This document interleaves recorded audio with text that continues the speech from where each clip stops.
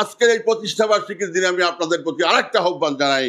আপনারা জানেন, যারা মাঠে ছিল, আমাদের নেতা তারেক রহমান বলেছেন, যারা মাঠে আছে, যারা এই আন্দোলন সংগ্রামে ছিল, ভুইফোর কোনো লোক সামনে নমিনেশন নিয়ে আসতে পারবে না। যে মাঠে ছিল, যে মাঠে থাকবে, যে সমস্ত কালিমার ঊর্ধ্বে ব্যক্তি স্বার্থ চরিতার্থ করার চেষ্টা করেছে, এইরকম কালিমা যার রয়েছে, সে এই নমিনেশন পাবে না। নমিনেশন ওই লোকটাই পাবে যে দলের এই নিবেদিত প্রাণ কর্মী হিসেবে এই দীর্ঘ সময় আন্দোলন সংগ্রামের সাথে ছিল, আছে, থাকবে এবং কালিমা মুক্ত। তাকে আপনারা ক্যান্ডিডেট হিসেবে পাবেন। বুক চিতিয়ে তার পক্ষে ভোট চাওয়ার অধিকার আপনাদের থাকবে। আমরা থাকবো কাঁধে কাঁধ মিলিয়ে এমন একজন ক্যান্ডিডেটকে আমরা নির্বাচিত করব যার কোনো কালিমা নেই, এবং এই সুযোগ আমাদের নেতা তারেক রহমান আমাদেরকে দেবেন। বাংলাদেশে যে কয়টি দল প্রতিষ্ঠিত আছে, তাদের জন্মলগ্ন থেকে যারা যে দলের প্রতিষ্ঠাতা, তাদের যদি আমি একটা তুলনায় আসি, এটা তুলনার বাইরে থাকে, কিন্তু আমি যদি তুলনায় আসি, আমার নেতা জিয়াউর রহমান, উনি এদেশের স্বাধীনতার সংগ্রামের সময় যখন এই দেশে সবচেয়ে বেশি প্রয়োজন ছিল একটি যুদ্ধের ডাক দেওয়া, সেটা আমার নেতা জিয়াউর রহমান দিয়েছেন। উনি যখন স্বাধীনতার ঘোষণা দিয়েছিলেন, যদি এই দেশ স্বাধীন না হতো তাহলে ওনাকে সপরিবারে ফাঁসিতে যেতে হতো। অতএব আমার নেতা জিয়াউর রহমান দেশ ও মাতৃকার জন্যে ফাঁসিকে মেনে নিয়ে জীবন উৎসর্গ করে উনি এই যুদ্ধের ঘোষণা দিয়েছিলেন এবং যুদ্ধ করেছেন এবং এই দেশ স্বাধীন করেছেন। স্বাধীন করে সেরেছেন। উনি কোনো পদ পদবীর চিন্তা করতে পারতেন, উনি এটা করেন নাই। উনি ব্যারাকে ফিরে গিয়েছিলেন।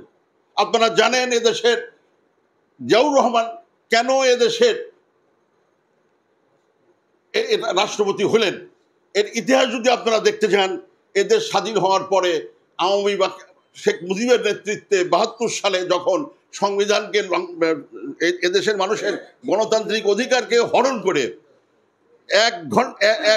একটি পার্লামেন্টের সিটিং এর মধ্যে উনি এদেশের মানুষের গণতান্ত্রিক অধিকারকে কেড়ে নিলেন।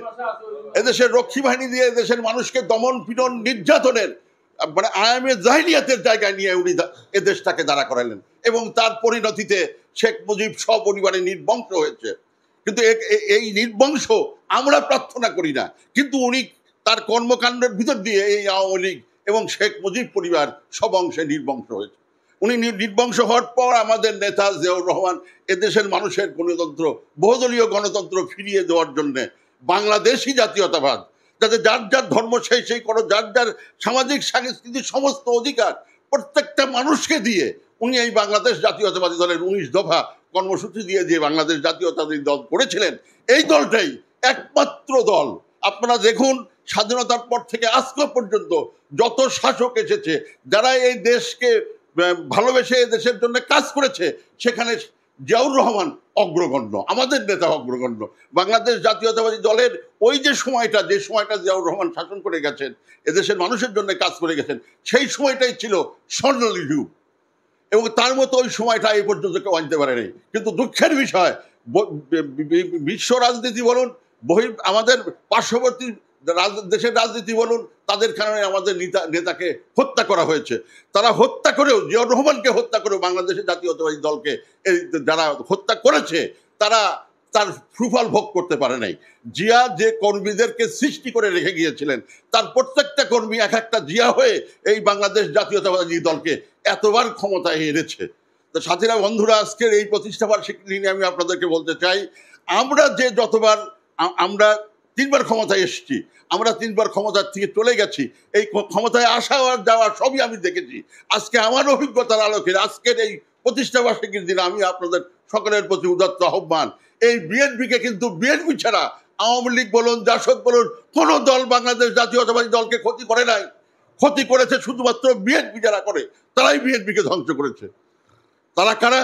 যারা বিএনপি করে জিয়ার আদর্শের বাইরে এই দলের ব্যক্তি স্বার্থ চরিতার্থ করার জন্য যারা দল করেছে, তারা এই দলটাকে ধ্বংস করেছে।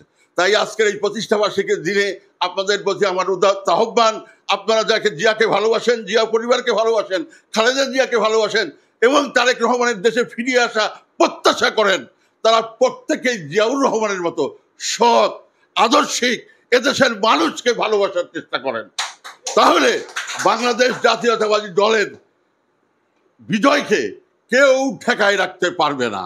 আওয়ামী লীগ পারবে না, এবং বাংলাদেশে যত আপনার ধর্মভিত্তিক যে সমস্ত দল আছে কেউ পারবে না। আপনারা শুধু সততার সাথে আপনার এই দলীয় কার্যক্রম পরিচালনা করুন, মানুষের পাশে থাকুন, জিয়ার আদর্শকে প্রত্যেকটা গ্রামে গ্রামে আপনারা করছেন আমি জানি, এবং আপনারা এটা ধারাবাহিকতা ঠিক রাখুন। এবং আজকের এই প্রতিষ্ঠাবার্ষিকীর দিনে আমি আপনাদের প্রতি আরেকটা আহ্বান জানাই। আপনারা জানেন, যারা মাঠে ছিল, আমাদের নেতা তারেক রহমান বলেছেন, যারা মাঠে আছে, যারা এই আন্দোলন সংগ্রামে ছিল, ভুইফোর কোনো লোক সামনে নমিনেশন নিয়ে আসতে পারবে না। যে মাঠে ছিল, যে মাঠে থাকবে, যে সমস্ত কালিমার ঊর্ধ্বে ব্যক্তি স্বার্থ চরিতার্থ করার চেষ্টা করেছে, এই রকম কালিমা যার রয়েছে, সে এই নমিনেশন পাবে না।